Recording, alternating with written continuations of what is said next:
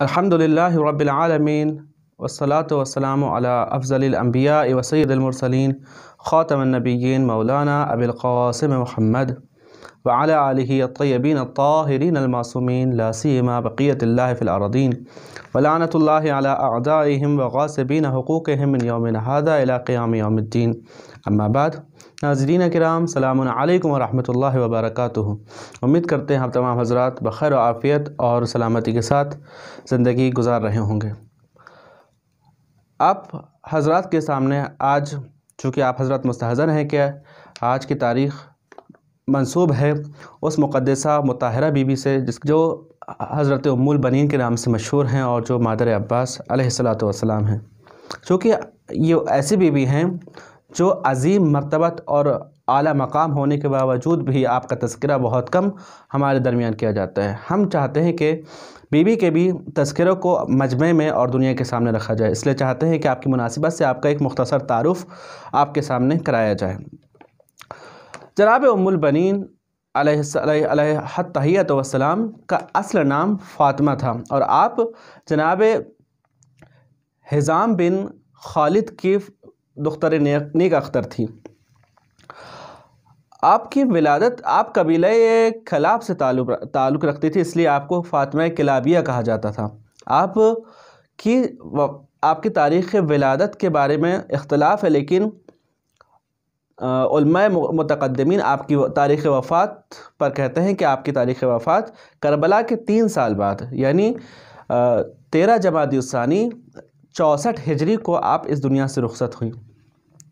علماء متقدمین نے آپ کا تذکرہ بڑی ہی مخصوص انداز میں کیا ہے. آپ کی شجاعت، آپ کی فصاحت اور آپ کی محبت اہل بیت سے جو شدید محبت رکھتی تھی آپ خاندان پیغمبر اکرم سے، اس کے لیے آپ نے علماء متقدمین نے بہت ہی مخصوص طریقے سے آپ کا تذکرہ کیا ہے.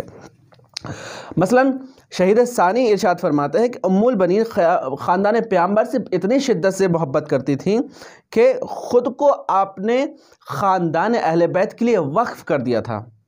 آپ خاندان اہل بیت کے جو خاندان تھے ان کے خادم ہونے کی نسبت سے اپنے آپ کو متعارف کراتی تھیں، اور اہل بیت بھی آپ کا بہت زیادہ احترام کیا کرتے تھے، خاص کر حضرت حسن و حسین علیہ السلام. آپ کی وفات کی دقیق اطلاع تاریخ میں موجود نہیں ہے، لیکن عام یہی ہے کہ آپ کربلا کے 3 سال بعد سن 64 ہجری میں مدینہ منورہ میں اس دنیا سے رخصت ہوئیں، اور آپ کی مزار، آپ کی قبر مبارک آج بھی جنت البقیع میں خاص و عام کی زیارت گاہ بنا ہوا ہے.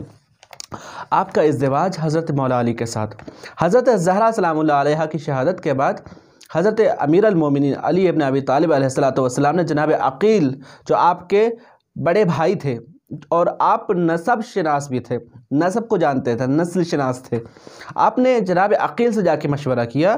اس کے بعد مولا علی علیہ السلام نے جناب ام البنین علیہ السلام سے ازدواج کیا. اس کے بعد آپ کی بطن سے مولا علی کے 4 فرزند اس دنیا میں تشریف لائے، جن میں سے سب سے پہلے حضرت عباس اور سب سے مشہور جناب مولا عباس کا نام آتا ہے.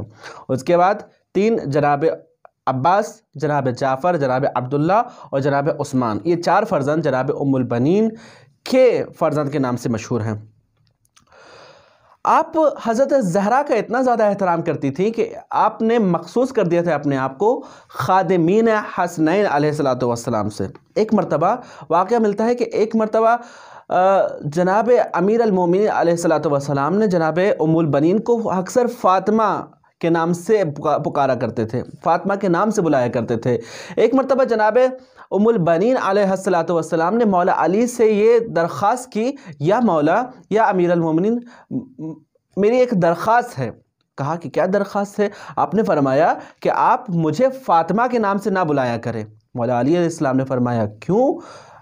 آپ نے فرمایا وہ اس لیے کہ جب بھی آپ مجھے فاطمہ کے نام سے خطاب کرتے ہیں تو مجھے ڈر ہے کہ میں ایسا محسوس کرتی ہوں کہ یہ نام سننے کے بعد جناب حسنین کریمین اپنی مادر گرامی کو یاد کر لیتے ہیں، حضرت فاطمہ زہرا کی یاد آ جاتی. میں نہیں چاہتی کہ میری وجہ سے جناب حسن و حسین کو اذیت پہنچے. دیکھیے کتنی شدت سے جناب ام البنین جناب فاطمہ زہرا کا احترام کیا کرتی تھی، کہ چاہتی تھی کہ آپ کا نام بھی آپ کے نام سے منسوب نہ ہو، اور اگر آپ کا نام لیا جائے تو ام البنین کے نام سے آپ کو یاد کیا جائے۔ اس چیز میں بھی علماء کے اندر ذرا اختلاف ہے کہ آپ دوسری ہمسر تھی امام علی علیہ السلام کی یا تیسری ہمسر تھی، لیکن مشہور یہی ہے، اکثرین علماء نے یہی لکھا ہے کہ آپ سب سے پہلی ہمسر تھی مولا علی علیہ السلام کے حضرت زہرا کے بعد، کیونکہ اس کے لیے ایک روایت حضرت امام جعفر صادق علیہ السلام سے منسوب ہے کہ امام صادق فرماتے ہیں کہ آپ اولین ہمسر مولا علی علیہ السلام تھے جناب فاطمہ زہرا کے بعد، یعنی جناب زہرا کے بعد جو سب سے پہلا نکاح مولا علی نے فرمایا وہ جناب ام البنین سے تھا۔ ام البنین ان 4 افرادوں میں سے ایک تھے جنہوں نے عزاداری کو زندہ کیا ہے، یا بنیان گزار عزاداری تھی۔ جو کربلا کا واقعہ تھا اسے ایک عزاداری میں تبدیل کرنا، اسے ایک انگیزہ بنانا، اسے ایک انقلابی شکل دینے میں آپ کا اہم کردار رہا ہے۔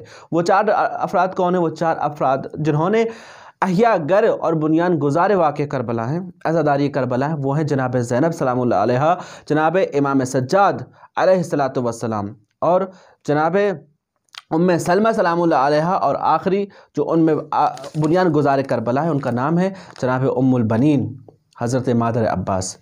آپ وہ شخصیت ہیں جنہوں نے کربلا کی یاد کو زندہ کرنے میں اور کربلا ہم تک پہنچانے میں ایک اہم کردار نبھایا ہے۔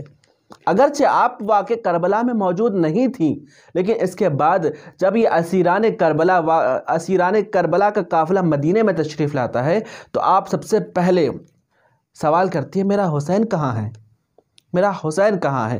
کسی نے کہا کہ آپ کے فرزند آپ کا عباس شہید ہو گیا، کہا حسین کہاں ہے؟ کہا آپ کا جعفر شہید ہو گیا، کہا میرا حسین کہاں ہے؟ کہا اے بی بی آپ کے 4 فرزند شہید کر دیے گئے۔ آپ نے ارشاد فرمایا پہلے تم میرے حسین کی اطلاع مجھے دو۔ کہا کہ اے ام البنین حسین بھی شہید ہو گئے، حسین بھی شہید ہو گئے۔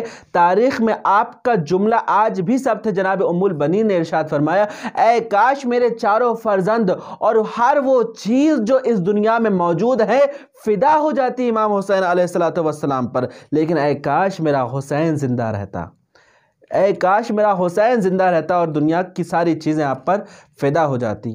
یہ آپ کی عظمت پر سلام ہے، اس بی بی کی عظمت پر اور آپ کی محبت پر سلام ہے جو آپ امام حسین سے کیا کرتی تھی اور اہل بیت علیہ السلام سے کیا کرتی تھی۔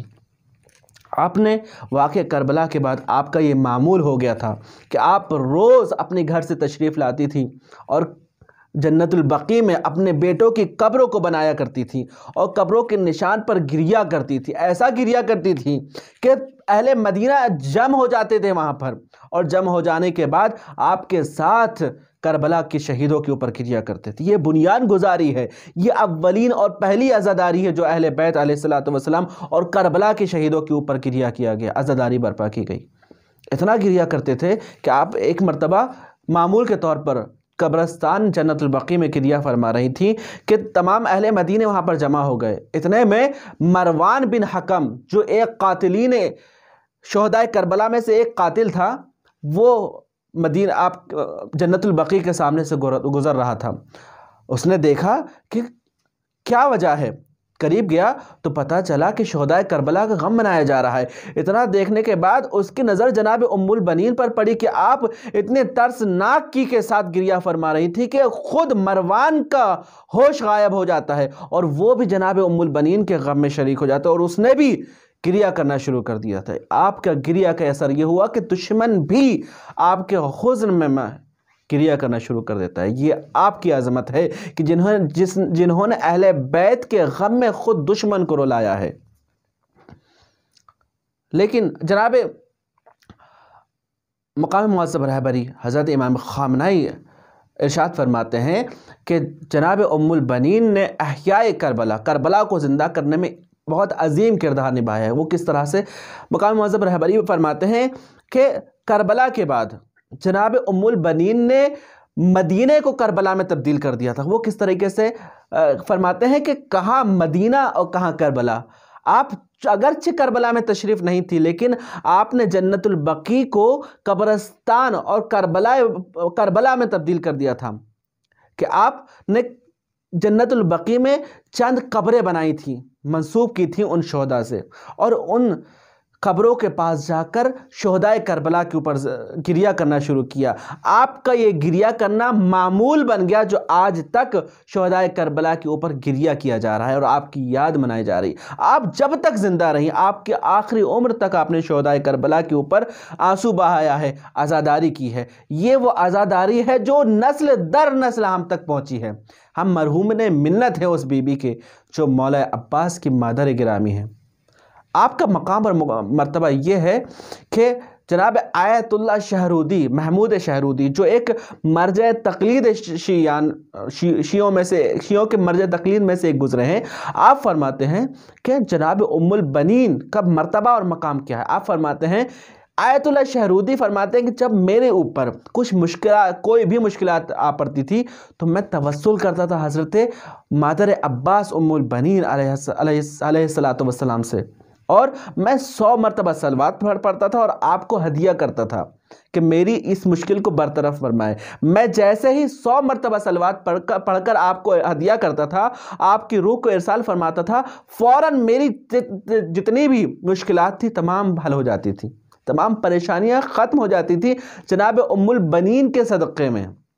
اور آپ کا یہ معمول تھا کہ آپ اپنے دور میں ایک سفرہ بچھایا کرتے تھے، ایک دسترخوان کا اہتمام کرتے تھے جس کا نام تھا سفرہ مادر عباس، یعنی حضرت عباس کی مادر گرامی کا سفرہ۔ آپ مادر گرامی کے دسترخوان کے نام سے آپ لوگوں کو کھانا کھلایا کرتے تھے، اور وہ رسم جو جناب آیت اللہ شہرودی نے اس دور میں قائم کی تھی، آج بھی ایران کے بعض مناطق میں لوگ سفرہ مادر عباس کے نام سے دسترخوان بچھاتے ہیں اور مومنین کو کھانا کھلاتے ہیں۔